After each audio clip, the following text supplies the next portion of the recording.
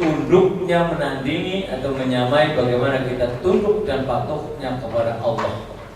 Bahkan kepada Allah pun tidak terlalu, tapi kepada sesuatu itu makhluknya sangat tunduk dan sangat patuh. Salah satu contoh yakni patuh dan tunduknya terhadap hawa nafsu. Nanti ada ayatnya. Dan kemudian sekarang bagaimana sebenarnya asbab atau menjadi penyebab datangnya azab. Tidak serta-merta bahwa sesungguhnya oleh karena mendustakan ayat Allah. Sekarang dilanjutkan dalam surah Al-A'raf ayat 100.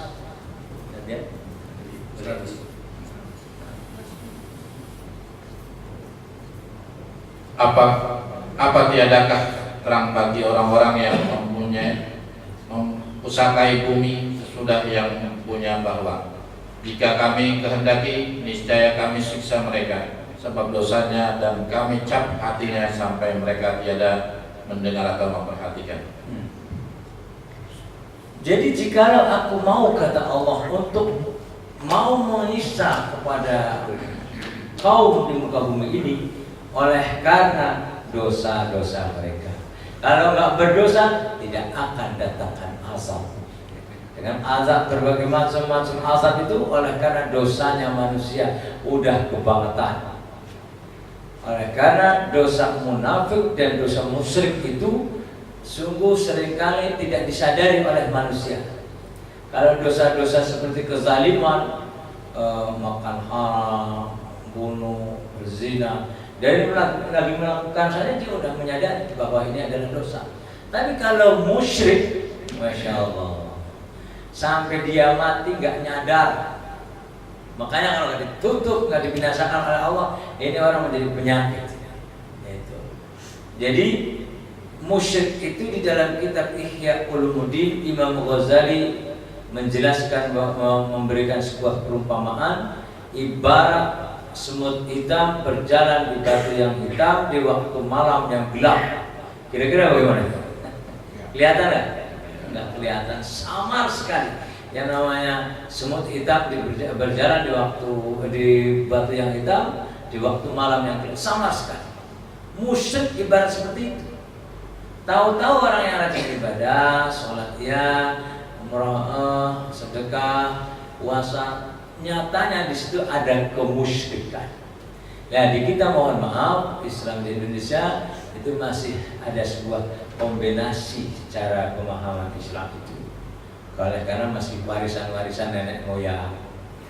Kita itu ketika dimurnikan agama kita untuk mengikuti aturan Allah yang ada dalam Al-Quran, masih rata-rata menyangkal.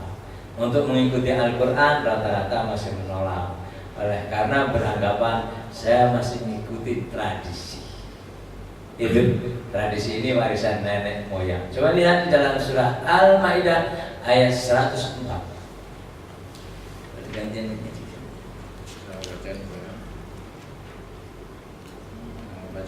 Silakan. Ibu-ibu silakan. Al-Maidah surah kelima ayat 104. Ya.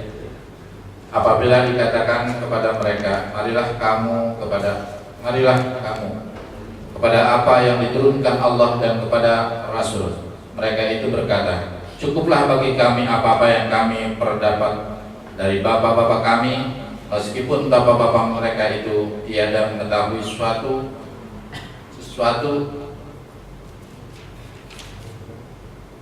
apapun dan tiada pula mendapat petunjuk. Iya. Ini agak beda ini tafsirnya ya. Agak beda dikit. Allah berfirman, apakah sesungguhnya kalian akan mengikuti apa yang diturunkan oleh Allah?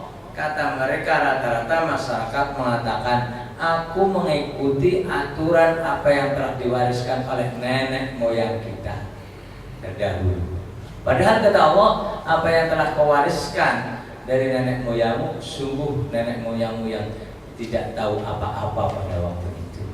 Tapi kita masih ikuti, walaupun itu hal yang salah.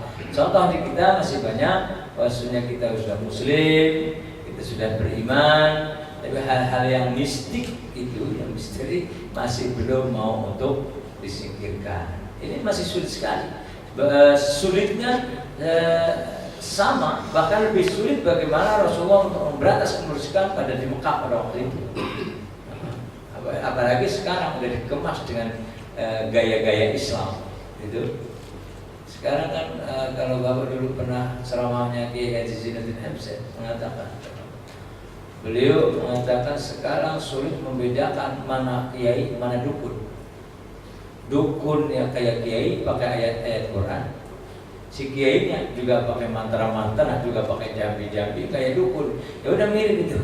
Ini mana ya kiai, mana yang dukun? Pakai kopiah semua, pakai gamis juga sama, pakai sorban juga sama. Jadi agak sulit membedakan. Dan kecuali bagaimana kita menyeleksinya, mana itu adalah keyakinan yang benar melalui kitabullah Al-Quran. Jadi apakah kita mengikuti apa yang diturunkan oleh Allah, apa kita mengikuti hukum atau perbuatan yang diwariskan oleh nenek moyang kita pada masa yang lalu. Masih ada satu lagi dalam surah Al-Baqarah ayat 170. Al-Baqarah surah kedua ayat 170.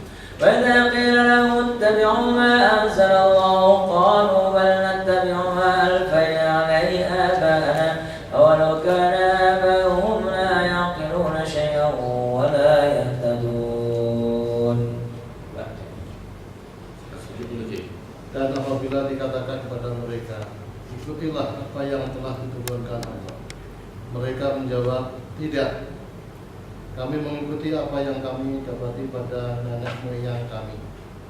Padahal mereka, nenek moyang mereka itu tidak mengetahui apapun dan tidak mendapatkan petunjuk. Sekarang masih nyata itu. Ketika ikutilah apa yang diturunkan oleh Allah, kitabullah Al-Quran, dia banyak akan menyangkal.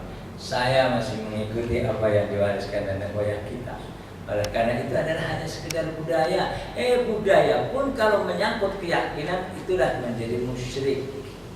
Misalkan tuh, yang seringkali kalau mau pernikahan kan ada midodareni, mandi 7 sumber, mandi air 7 sumber. Kalau nggak mandi jadi borokan. Kan? Kalau nggak mandi pakai 7 sumur jadi borokan, rezekinya berkurang. Nah ini keyakinan seperti ini mestinya harus dihilangkan. Kemudian mandi bunga, kalau nggak mandi bunga nanti jodohnya nggak panjang. Nah, ini akhirnya keyakinan-keyakinan seperti itu yang ditanamkan ini termasuk menjadi musyrik. Oleh karena ini menandingi kekuasaan Allah. Kita ini tidak bisa terjadi segala sesuatu tanpa kehendak Allah. Kita bisa duduk di sini oleh karena Allah memperjalankan kita dan mendudukkan di tempat ini. Kemudian Allah yang menyehatkan, Allah yang memberikan sakit, kemudian Allah yang memberikan kita adalah kekuatan, Allah lah yang melindungi, Allah lah yang menolong. Begitu. Ini artinya hendaknya kita harus kembalikan tawakal kepada Allah. Jangan ada kebesaran-kebesaran yang kekuasaannya menandingi kekuasaan Allah SWT, termasuk para nabi pun tidak. Jadi para nabi hanya in anta ila nazir, sungguh aku mengutusmu untuk mengingatkan kaum di muka bumi ini. Begitu. Bapak dan Ibu yang dimuliakan Allah SWT, inilah yang sedikit demi sedikit yang itu akan menjadikan asbab-asbab datangnya azab. Coba lihat bagaimana peristiwa kaum Sabah, ada sebuah banjir bandang oleh karena ada sebuah danau di antara gunung dan gunung di Sabah, di Yaman.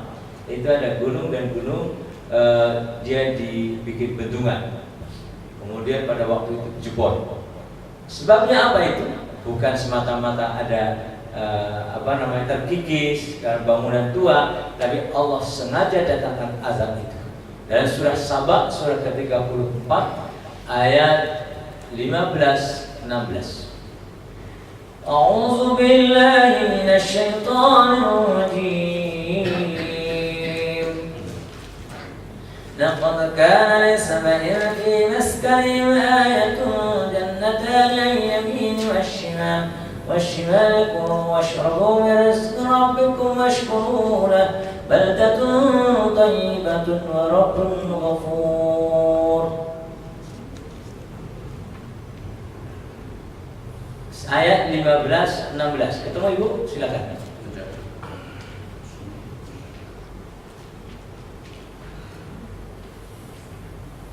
Pak Kasiran.